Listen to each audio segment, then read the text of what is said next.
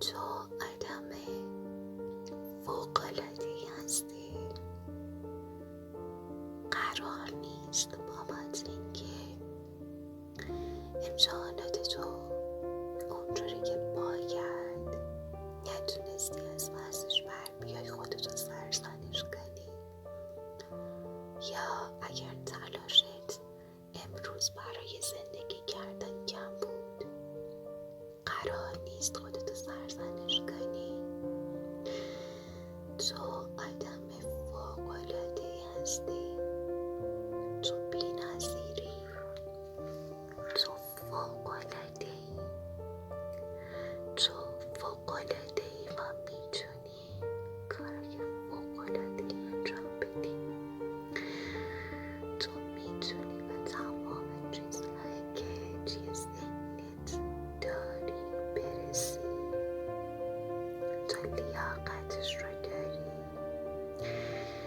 تو لیاقتش رو داری که خوشبخت بشی، پولدار بشی، موفق بشی. تو از پسش برمیای. تو از پسش برمیای.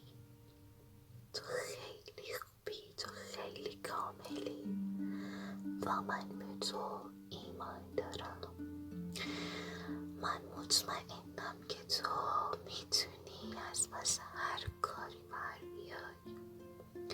مطمئنم که میتونی از پس کنکور بر بیای. مطمئنم که هر رشته‌ای که بخوای رو میتونی قبول بشی. من مطمئنم که تو آدم موفقی هستی و آدم موفقی خواهی شد.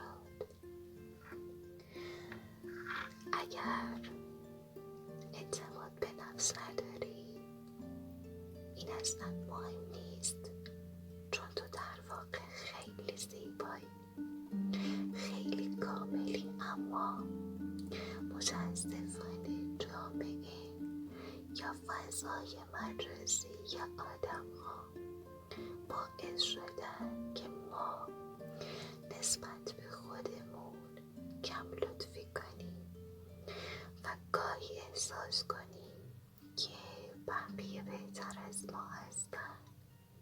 اما اینطوری نیست. خدا همه را یکسان آفریده و هر چیزی که دیگران دارن در وجودشون تو هم داری. تو هم زیبایی. تو هم قشنگی. تو هم مهربونی و تو هم به همون اندازه موفقی. فقط لازمه که خودت رو پیدا بکنی. لازمه که بفهمی و اینو قبول بکنی که تو خیلی خیلی فوق‌العاده و موفق و زیبایی. تو سرشار از اعتماد به نفس هستی. تو درخشانی. تو مثل یک ستاره می درخشی.